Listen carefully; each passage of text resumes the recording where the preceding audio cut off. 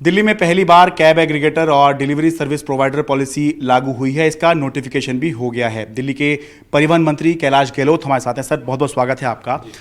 Sir, किस उद्देश्य के साथ ये पॉलिसी बनाई गई है? बहुप्रतीक्षित है, हम सालों से इंतजार कर रहे थे इसका, लेकिन ये भी सवाल है इसमें फिर कि ये जो कैब्स चल रही हैं ये तो पहले से चल ही रही हैं, तो फिर इस तरह की पॉलिसी की क्या ज़रूरत है, क्या उद्देश्य है इस पॉलिसी का? देखिए, इसके दो मेन ऑब्जेक्टिव्स थे।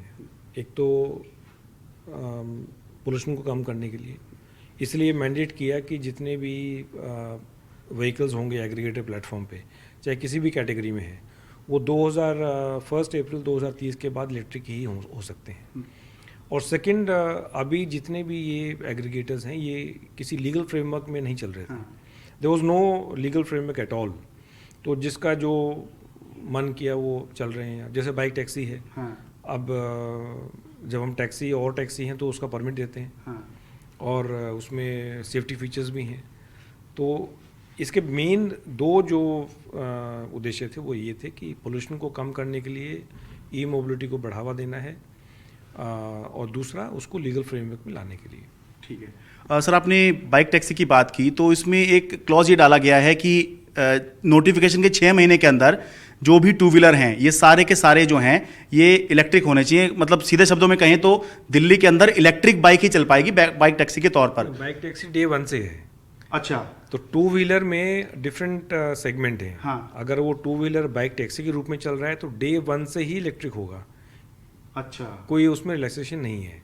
तो सर फिर इसमें सवाल ये उठ रहा है, बहुत सारे जो बाइक टैक्सी चलाते हैं लोग ये कह रहे हैं कि उन्होंने कर्ज लेके अपनी बाइक ली हुई है और इस तरह से करके वो अपना काम गुजारा कर रहे हैं। तो क्या ये बहुत ज़्यादा नहीं है? हम उनसे उम्मीद कर रहे हैं अचानक से कि वो इलेक्ट्रिक बाइक एक तो महंगी होती है और ऊपर से पहले जो लोग चला रहे हैं कैसे इस इलेक्ट्रिक पे कैसे आ जाएंगे? सरकार ने तो लॉन्च अभी किया है। हाँ। तो अगर कोई इलीगल वे में चला रहा है तो उसका तो मतलब आप सरकार को नहीं कह सकते कि गलत हो गया। नहीं, अगर कोई इलीगल वे में कोई चीज़ एक्टिविटी हो रही है, हाँ, तो उसके लिए सरकार तो कभी रिस्पॉन्सिबल नहीं हो सकती। हाँ। लेकिन हमने पहले ही लगभग इस पॉलिसी को भी इस स्टेज में आने में लगभग आज 7 से 8 महीने हो गए हैं, ज़्यादा हो गए बल्कि। तो काफ़ी हमने पीरियड दिया है, and we had made it very clear from day 1 कि जो बाइक टैक्सी होगी वो डे 1 से इलेक्ट्रिक ही होगी। हाँ। जो नॉन इलेक्ट्रिक है वो बाइक टैक्सी के रूप में एग्रीगेटर प्लेटफॉर्म पे नहीं जुड़ पाएगी। तो बाइक टैक्सी का ये है। लेकिन दूसरे जो हैं जैसे 3 व्हीलर हैं जो पैसेंजर वाली कैटेगरी में, वो 6 महीने में 10% का टारगेट है। हाँ। 1 साल में 25% का है, फिर दूसरे साल में 50% का है। तो उसमें वो फेज मैनर में है। बट चूंकि बाइक टैक्सी तो फर्स्ट टाइम हमने इम्प्लीमेंट ही अब किया है। अच्छा।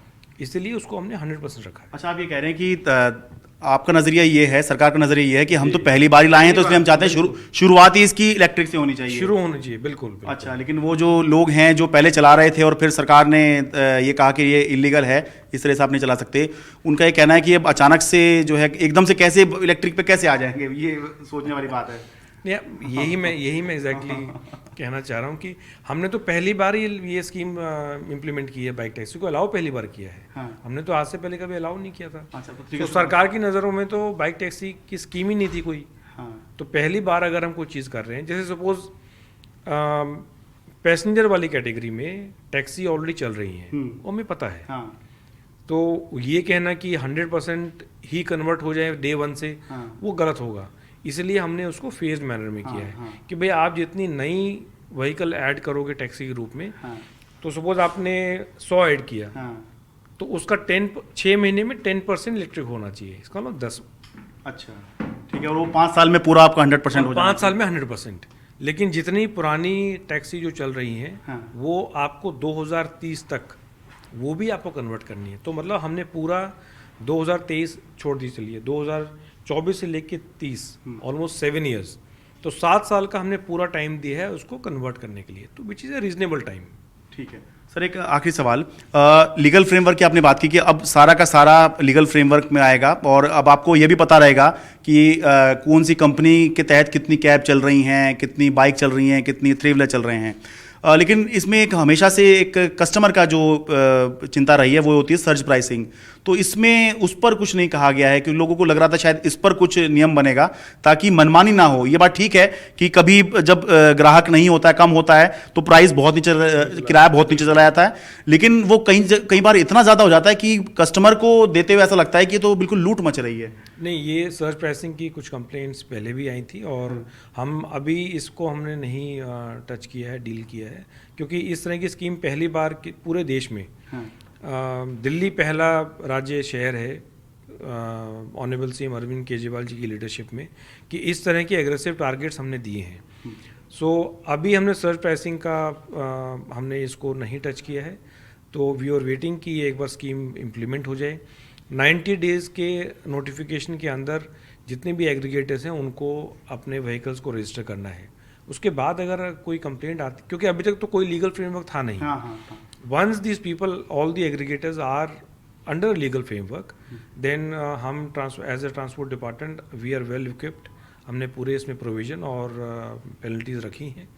अगर कंप्लेंट आती है सर्च प्राइसिंग की and we find it unreasonable और पैसेंजर को पिंच कर रहा है, तो आई थिंक हम बिल्कुल उस पर विदाउट हेजिटेशन हम उस पर एक्शन लेंगे। मतलब आप ये कह रही एक बार वो हमारे पूरे एक तरह से नेटवर्क में आ जाएं तो उसके बाद आपके लिए आसान रहेगा उन पे कंट्रोल करना या किसी तरह की कार्रवाई करना। हमने कभी भी अगर पैसेंजर की को प्रॉब्लम हो रही है, हमने कभी भी हेजिटेट नहीं किया है। आपको याद होगा ऑटो वालों ने कंप्लेन किया था कि ये ऑटो डीलर हमें ज़्यादा पैसे ले रहे हैं। हाँ। तो शायद पहली बार हमने 2-3 डीलर्स की जो ट्रेड लाइसेंस है वो कैंसिल कर दिया। तो हम बिल्कुल हेजिटेट नहीं करेंगे। अगर हमें लगेगा कि सर्च प्राइसिंग अनरीजनेबल वे में एक तरह से लूट हो रही है, हाँ, तो हम कोई भी एक्शन लेने के लिए बिल्कुल तैयार हैं। बहुत बहुत धन्यवाद। दिल्ली से अपने कैमरा सहयोगी संजय कौशिक के साथ मैं शरद शर्मा, NDTV इंडिया।